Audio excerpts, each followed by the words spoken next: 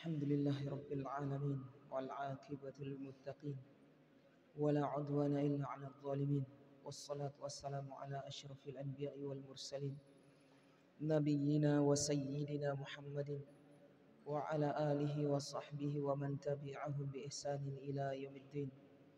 Subhanaka la ilma lana illa ma 'allamtana innaka antal alimul hakim. Allahumma 'allimna ma yanfa'una wanfa'na bima 'allamtana wa zidna 'ilman ya rabbal alamin. Alhamdulillah, para ikhwan dan akhwat sekalian, azzani Allah wa iyyakum. Pada kesempatan malam ini Allah Subhanahu wa taala mempertemukan kita kembali untuk melanjutkan kajian kita membaca kitab Syurutus Shalah, risalah ringkas yang ditulis oleh Asy-Syaikh Muhammad bin Abdul Wahhab rahimahullahu taala, yang membahas tentang syarat sah salat, rukun-rukun salat, perkara yang wajib di dalam salat, dan juga menyebutkan sebagian yang sunnah di dalam salat.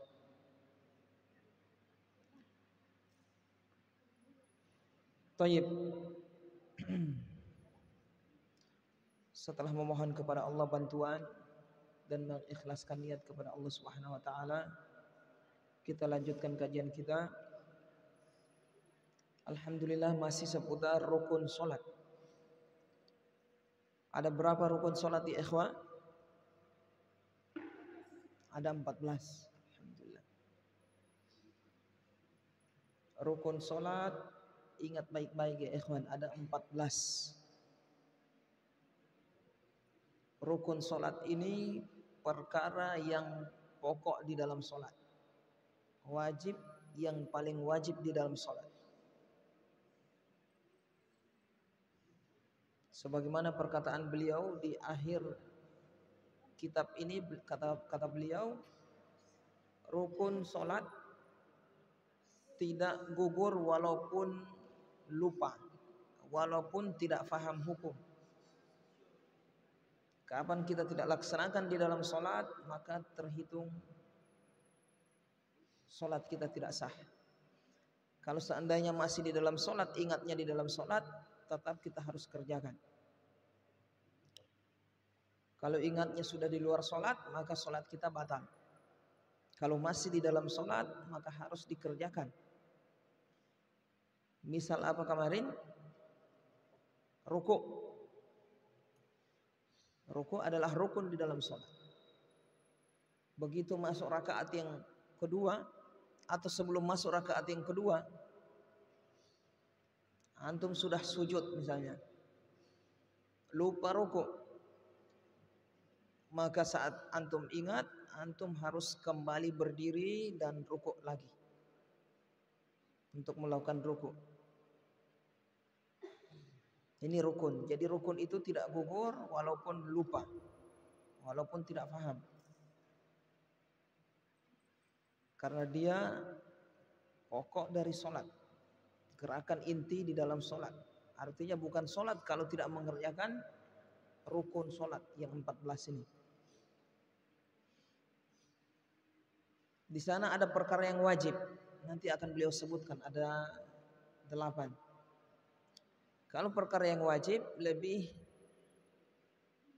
di bawah daripada yang rukun ini. Tayyib. Ada berapa yang sudah kita lewati perkara rukun? Dari penjelasan beliau sudah 2 ya. Rukun yang pertama, berdiri pada sholat fardu ketika mampu, jika mampu. Berdiri pada sholat fardu jika mampu.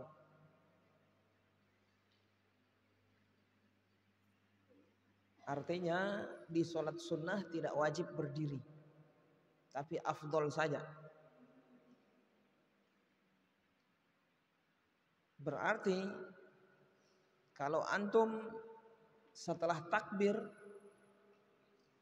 dalam keadaan berdiri terus duduk, maka sholatnya berubah jadi sholat sunnah. Iya Azmil. Misalnya antum takbir berdiri, niat mau sholat maghrib. Setelah takbir dalam keadaan berdiri Allahu Akbar, tanpa ada udzur, duduk antum. Begitu antum duduk, sholat maghribnya batal kalau sengaja. Sholat maghribnya batal, tapi sholatnya tidak batal. Jadi sholatnya berubah jadi sholat sunnah. Jadi sholat sunnah mutlak. Nah, ini yang dimaksud oleh para ulama, berdiri adalah rukun pada sholat maghrib, pada sholat wajib jika mampu. Adapun yang tidak mampu ya lain ceritanya. Uzur. Jazakallah khairan. Taib, kemudian yang kedua, takbiratul ihram. Kalau ini bukan gerakan tapi ucapan, yaitu membaca takbiratul ihram. Allahu Akbar di awal masuk sholat. Itu rukun yang kedua.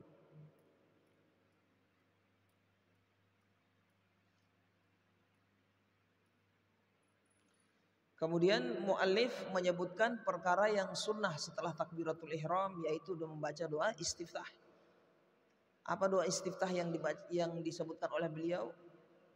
Subhanakallahumma wa bihamdika wa tabarakasmuka wa ta'ala jadduka wa la ilaha ghairu. Doa istiftah yang paling afdal. Boleh doa yang lain. Kemudian setelah membaca doa istiftah, ini doa istiftah hukumnya sunnah. Ta'awudz, yaitu a'udzubillahi minasyaitonirrajim. Ini juga hukumnya sunnah. Setelah membaca doa ta'awudz, membaca bismillah. Ini hukumnya sunnah. Bismillahirrahmanirrahim, hukumnya sunnah. Setelah itu baru membaca surat Al-Fatihah. Surat Al-Fatihah dimulai dari lafaz apa? Alhamdulillahirabbil alamin. Itu surat Al-Fatihah. Ayat pertama dimulai dari alhamdulillahirabbil alamin. Di situ masuk rukun yang ketiga, yaitu membaca surat Al-Fatihah.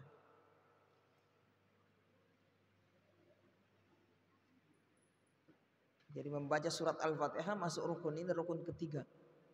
Harus dibaca. Ini wajib untuk siapa? Membaca surat Al-Fatihah wajib untuk imam dan untuk munfarid. Wajib untuk imam dan untuk munfarid. Untuk imam dan orang yang sholat sendiri. Munfarid sholat sendirian. Artinya makmum sudah diwakilkan oleh si imam. Makmum tidak wajib lagi membaca surat Al-Fatihah jika si imam sudah membaca. Jadi bacaan makmum sudah diwakilkan oleh imam. Ingat yang dimaksud bacaan Al-Fatihah. Bukan bacaan yang lain ya. Kalau bacaan antum kalau istiftah tidak diwakilkan oleh imam, antum harus baca supaya dapat pahala sunnah. Ta'awudz tidak diwakilkan oleh imam. Bismillah tidak diwakilkan oleh imam. Yang diwakilkan oleh imam adalah surat Al-Fatihah. Begitu juga subhana rabbiyal azim ketika ruku'.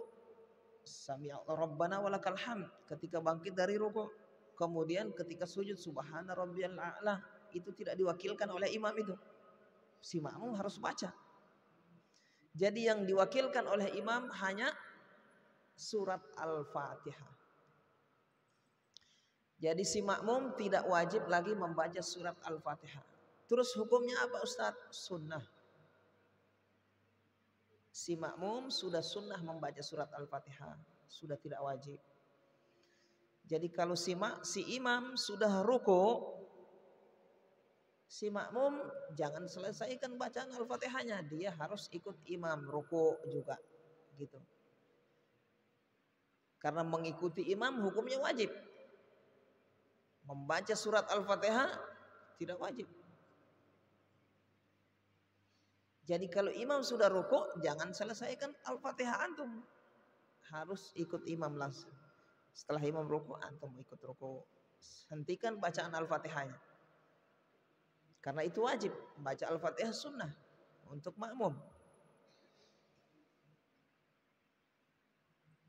Nah, ada yang saya perhatikan ingin menyelesaikan bacaan Al-Fatihahnya, imam sudah ruku, bahkan bangkit dari ruku imamnya dia masih berdiri menyelesaikan Al-Fatihahnya.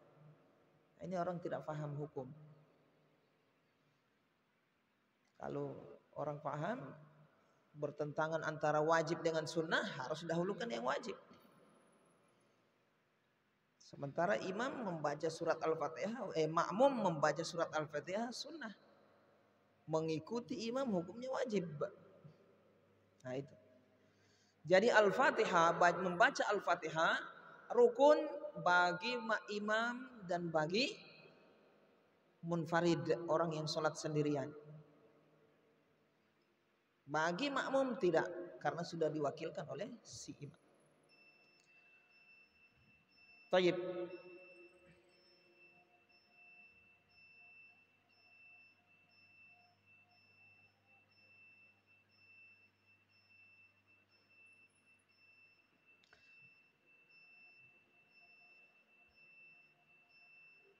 Kemudian di sini beliau rahimahullahu taala menjelaskan makna dari surat Al-Fatihah.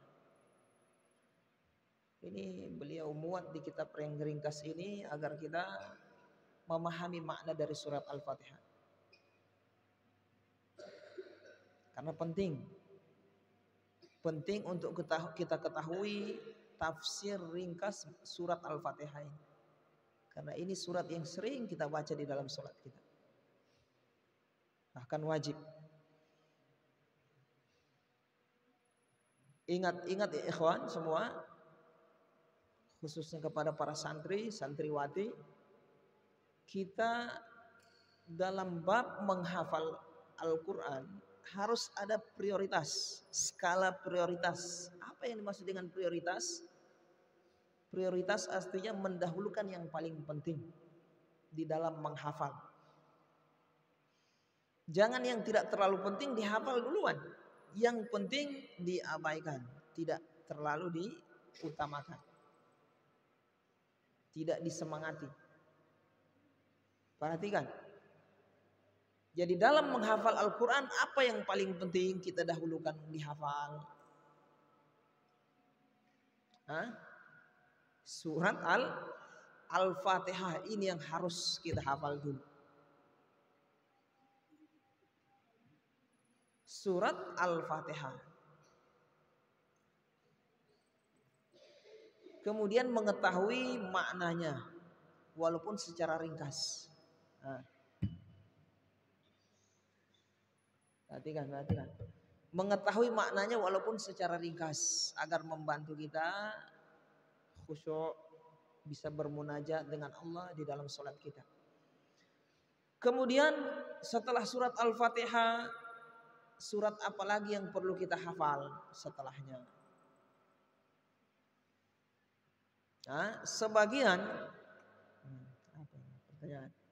Sebagian ikhwan, demikian juga akhwat atau santri-santriwati, menghafal langsung surat Al-Baqarah. Ini termasuk kekeliruan. Harusnya yang dihafal dulu yaitu juz amma. Setelah surat Al-Fatihah ke juz amma. Jangan surat Al-Baqarah. Antum fokuskan hafalan antum ke juz amma. Usahakan juz amma itu hafal mungkin seperti membaca surat Al-Fatihah di luar kepala. Dari An-Naba sampai An-Nas. Kita dapatkan sebagian ikhwah, santri, demikian juga santriwati, Sibuk ngapal surat Al-Baqarah, murojaah surat Al-Baqarah, setelah dites juz amma belepotan, tidak hafal. Ini termasuk kekeliruan dalam tahapan menghafal Al-Quran. Masa juz amma tidak hafal, sudah manjat langsung ke Al-Baqarah, Al-Maidah.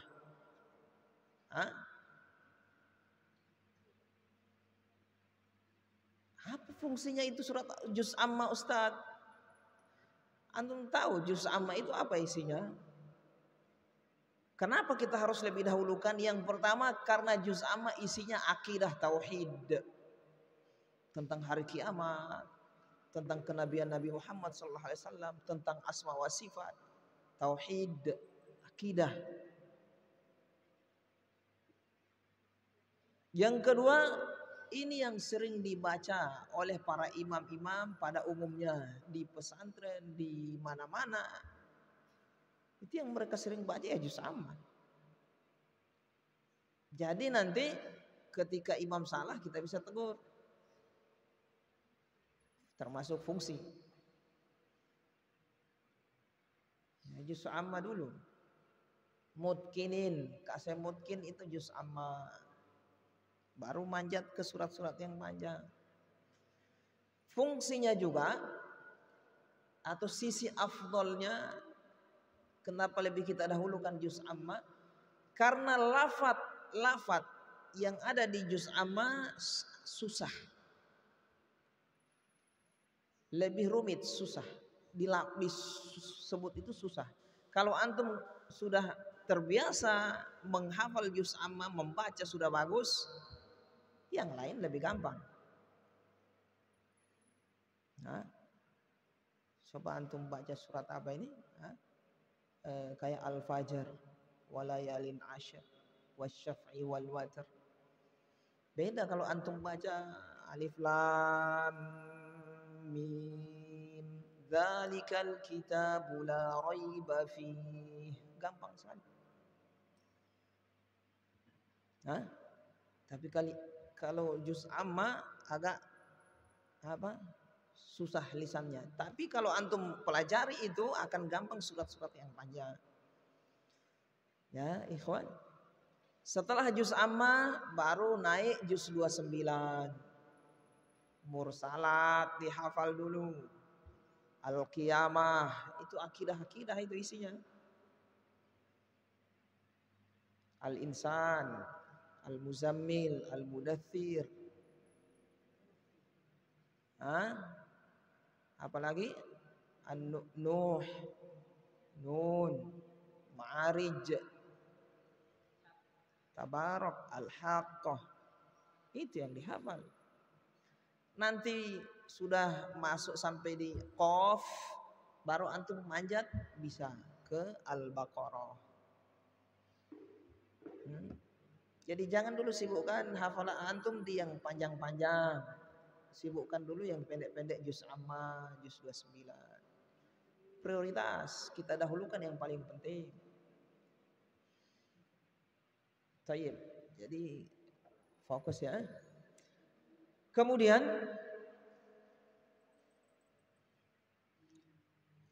makna dari surat Al-Fatihah kata beliau, alhamdu thana'un wal alif wal lamul listighraqi jami'il mahamid wa ammal jamilul ladzi la sun'a lahu fihi mithlul jamali wa nahwihi fa thana'u bihi yusamma madhan la hamdan. Alhamdu kata beliau adalah thana'un, pujian.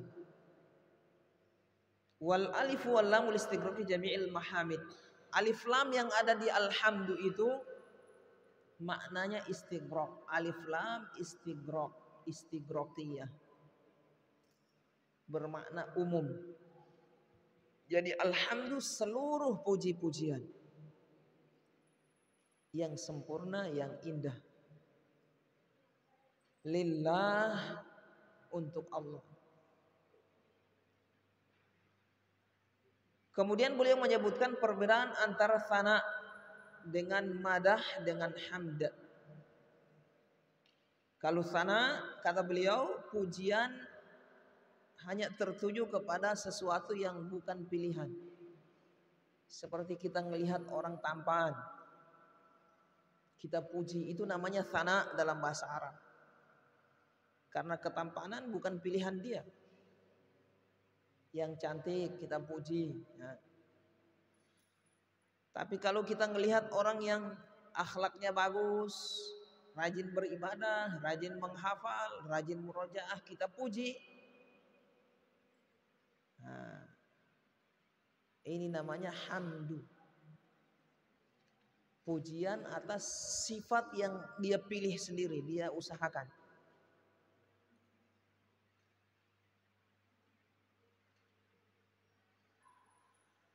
Jadi pujian atas perbuatan yang diupayakan, yang baik-baik, kita puji, itu namanya hamdu. Kalau sana sekedar memuji yang bukan pilihan dia, seperti cantik, lihat pemandangan indah, nah, itu sana dalam bahasa Arab. Allah menggunakan alhamdulillah, segala pujian. Pujian, karena perbuatan Allah terpuji.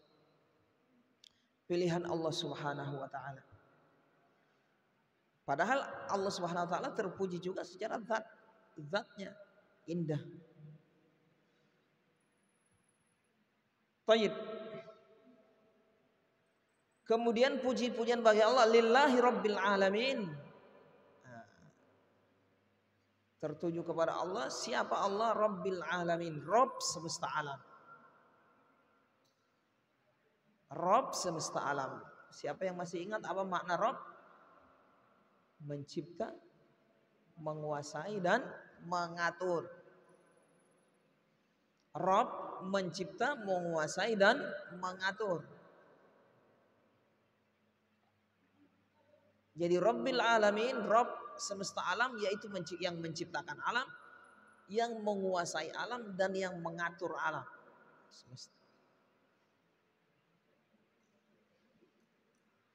Ar-Rahman, kata beliau, rahmatun amatun li jami'il makhluqat. Makna dari Rahman yaitu maha penyayang yang umum untuk seluruh makhluknya. Ar-Rahim, rahmatun khasatun bil mu'minin. Rahim, rahmat penyayang khusus bagi orang yang beriman. Jadi Ar-Rahmanir Rahim. Ar-Rahman penyayang kepada seluruh makhluknya. Ar-Rahim penyayang khusus bagi orang yang beriman. Berarti kasih sayang Allah dua. Kasih sayang yang umum, kasih sayang yang khusus. Apa kasih sayang umum itu? Ya kasih sayang berkaitan dengan duniawi. Lihat orang kafir itu dikasih kesehatan, dikasih istri, dikasih anak, rizkinya lancar, bisa hidup bahagia. Itu rahmat Allah, kasih sayang Allah, tapi yang umum. Tidak pandang bulu, Allah Subhanahu wa ta'ala semua disayangi, dikasihi, dirahmati, tapi rahmat yang umum. Kalau rahim itu Rahman, kalau Rahim rahmat yang khusus. Khusus kepada orang yang beriman. Rahmat yang seperti apa? Diberi hidayah untuk beribadah, diberi hidayah mengenal kebenaran, diberi hidayah meninggalkan yang haram, diberi hidayah mengamalkan amalan yang soleh, diberkahi hidupnya, dijauhkan dari maksiat. Berarti orang ini dirahmati, disayangi oleh Allah, tapi rahmat yang khusus. Begitu. Dijauhkan dari makan makanan yang haram, dijauhkan dari menipu. Berarti orang ini dirahmati oleh Allah, disayang, kasih sayang yang khusus. Ini diambil dari makna Rahim, penyayang khusus orang yang beriman.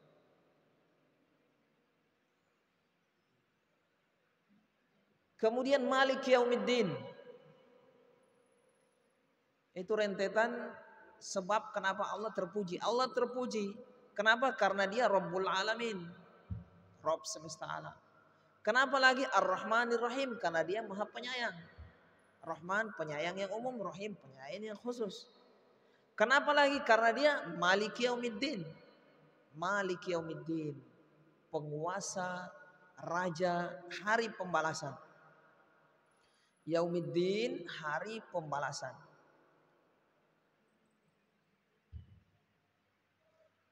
Itu Allah terpuji di situ karena itu alasannya. Apa ini maksud Yaumiddin? Kata beliau, yaumul jaza wal hisab, hari pembalasan, hari hitung-hitungan amalan soleh.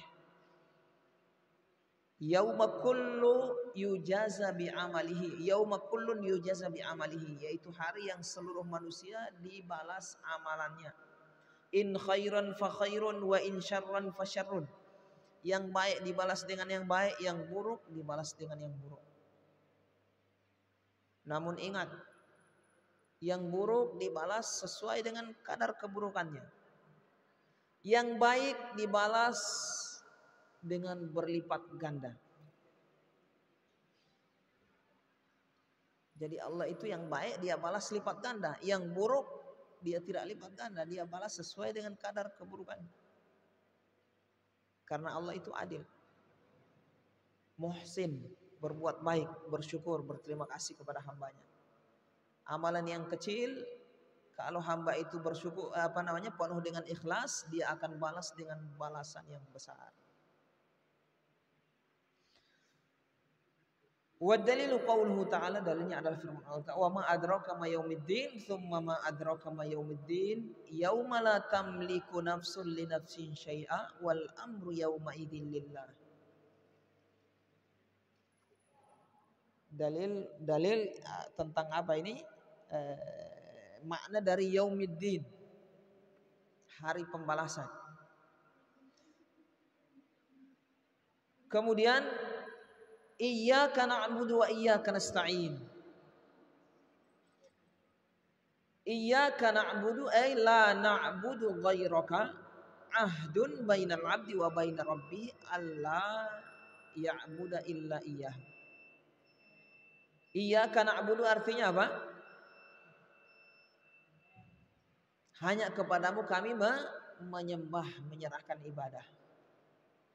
Wa iyyaka nasta'in, hanya kepadamu kami memohon pertolongan.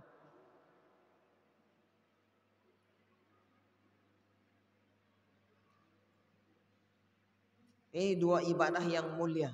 Seorang hamba tidak bisa beribadah tanpa dua ibadah yang agung ini. Dia harus berbarengan dua ibadah yang agung ini. Yang pertama, dia menyerahkan ibadahnya kepada Allah murni. Yang kedua, dia harus memohon pertolongan kepada Allah Subhanahu wa taala. Karena ibadahnya, salatnya, zakatnya, infaknya, sedekahnya, zikirnya tidak akan terwujud tanpa bantuan dari Allah. Jadi harus ada ibadah isti'anah, memohon pertolongan kepada Allah Subhanahu wa taala. Termasuk kita ini datang duduk, datang majelis, ini bantuan dari Allah. Murni bantuan dari Allah Subhanahu wa taala. Kemudian ihdinas siratal mustaqim, tunjukilah kami ke jalan yang lurus. Di sini beliau tafsirkan tunjuki kami ke jalan yang lurus, maksudnya apa? Bimbing kami untuk sampai ke jalan yang lurus. Wa tsabbitna, dan mantapkan, istiqomahkan kami di atas jalan yang lurus. Itu makna dari ihdinas siratal mustaqim. Jadi makna dari ihdina, tunjukilah kami, bimbinglah kami untuk sampai ke jalan yang lurus. Setelah sampai, disuruh kokohkan, mantapkan, supaya istiqomah di atas jalan itu sampai mati. Wala tamutunna illa wa antum muslimun. Janganlah kalian mati kecuali dalam keadaan muslim. Nah, itu makna ihdinas. Tunjukilah kami ke jalan yang lurus. Apa maksudnya tadi? Disuruh bimbing, minta dibimbing oleh Allah supaya sampai ke jalan yang lurus. Setelah sampai, dikokohkan supaya mantap di atas jalan itu. Jalan yang lurus itu jalan yang seperti apa? Yaitu siratal ladzina an'amta alaihim, jalan orang-orang yang engkau telah beri nikmat. Di sini beliau tafsirkan siapa orang yang jalan yang engkau telah beri nikmat, yaitu para nabi dan rasul.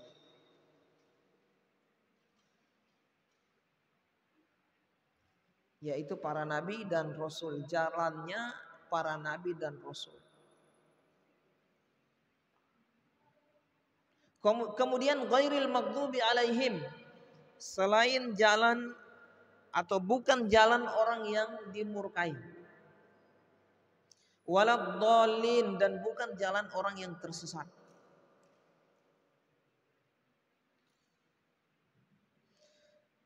Orang yang dimurkai kata beliau wahumul yahudu, yaitu orang-orang Yahudi. Ma'ahum ilmun walam ya'malu bihi. Tas'alullaha ayyujannibaka tariqahum. Orang Yahudi adalah mereka ini adalah orang Yahudi ghairil maghdubi alaihim, orang yang dimurkai. Ma'ahum ilmun, mereka memiliki ilmu walam ya'malu bihi, tapi mereka tidak amalkan. Punya ilmu tidak diamalkan. Mintalah kepada Allah agar Allah Subhanahu wa taala menjauhkanmu dari jalan orang-orang Yahudi ini, sifat-sifat orang Yahudi. Punya ilmu tapi tidak mau diamalkan. Sudah tahu kebenaran tidak mau diamalkan. Sudah tahu yang wajib dia tidak bikin. Sudah tahu yang haram masih dibikin. Tahu ngerokok haram masih dibikin. Model orang Yahudi. Tiap hari baca surat Al-Fatihah tapi tidak diamalkan. Apa hukum ngerokok deh? Haram. Nyungsep sembunyi-sembunyi ngerokok. Padahal tiap hari baca apa? Ihdinas siratal mustaqim, siratal ladzina an'amta 'alaihim, ghairil maghdubi 'alaihim.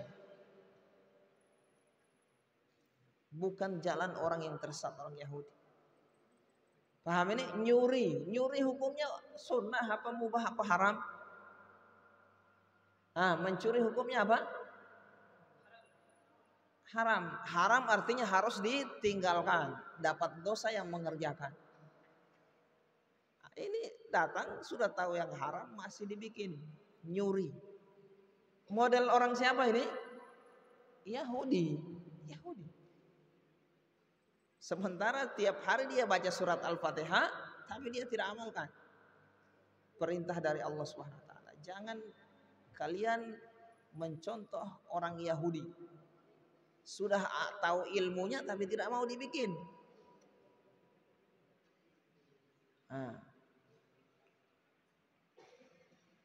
Durhaka sama orang tua, suka membantah orang tua. Tidak serius belajar di pondok, sering bolos.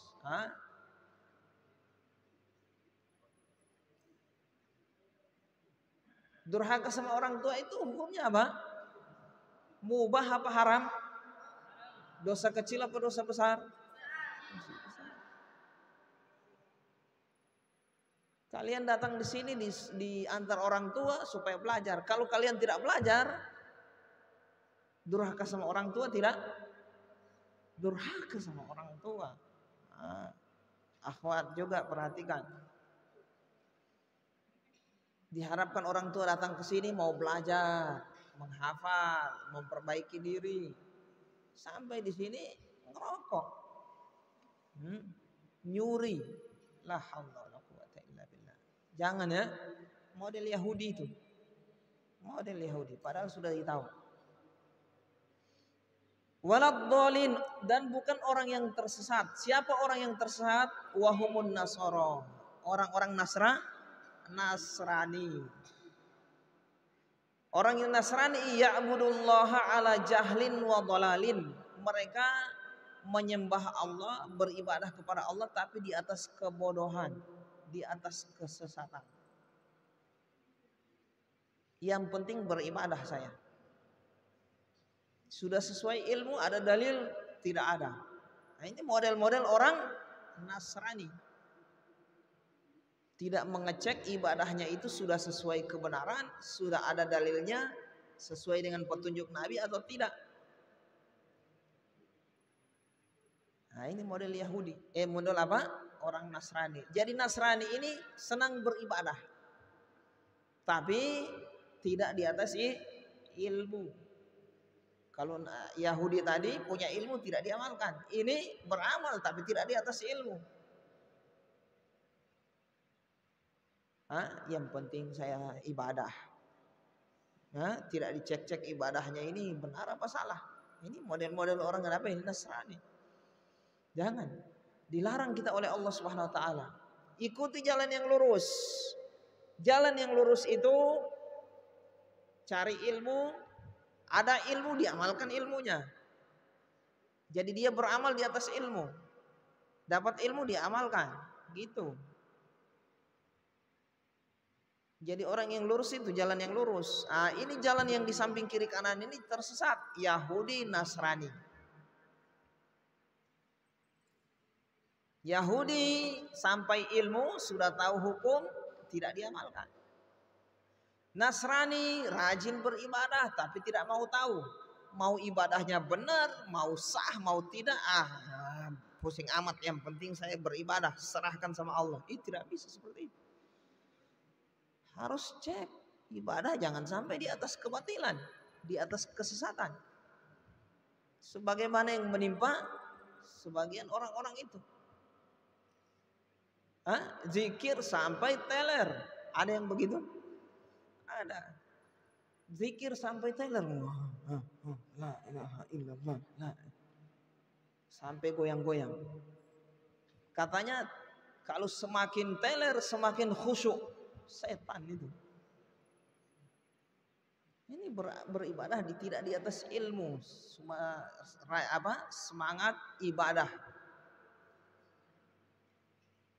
Taib. Nah itu kita disuruh jauhi model-model Yahudi dan model-model sifat-sifat Nasrani yang diikuti ihdinas siratal mustaqim, yaitu jalannya para nabi dan rasul. Begitu ya, paham Ahmad? Jadi kita di pondok ini berusaha bagaimana kita ini di jalan yang lurus. Nyari ilmu terus diamalkan. Paham ini? Gitu. Ingat itu ya. Diperbaiki yang sudah terlanjur salah, diperbaiki. Yang berbuat biasa nyuri, ngerokok, sudah berhenti sudah. Jangan model-model orang Yahudi terus. Celaka nanti di akhirat. Nah, demikian ya ikhwan. Mudah-mudahan Allah Subhanahu wa taala mempertemukan kita pada pertemuan berikutnya lagi untuk melanjutkan kajian kita. Afwan Ustadz, apakah kita wajib membaca surat Al-Fatihah di sholat duhur atau sholat asar jika sebagai makmum? Sudah dijawab tadi tuh. Makmum sudah diwakilkan oleh si imam, baik di sholat jahar maupun di sholat sir. Zuhur itu sholat jahar apa sholat sir? Sholat sir. Sir itu lirih bacaan. Jadi makmum tidak wajib membaca surat Al-Fatihah karena sudah diwakilkan oleh imam, baik di sholat jahar maupun di sholat sir. Sholat zuhur, asar, sir. Sudah diwakilkan oleh imam, kecuali si imamnya tidak baca Al-Fatihah itu. Tapi kita prasangka baik imamnya baca Al-Fatihah. Baik ya ikhwan, akhwat semua, mudah-mudahan penyampaian yang singkat ini bermanfaat, menambah bobot pahala kita dan mengampuni dosa-dosa kita. Dengan sebab ini Allah mengampuni dosa-dosa kita. Kita cukupkan sampai di sini. Kita tutup dengan doa kafaratul majlis. Subhanakallahumma bihamdika asyhadu an la ilaha illa anta astaghfiruka wa atubu ilaik.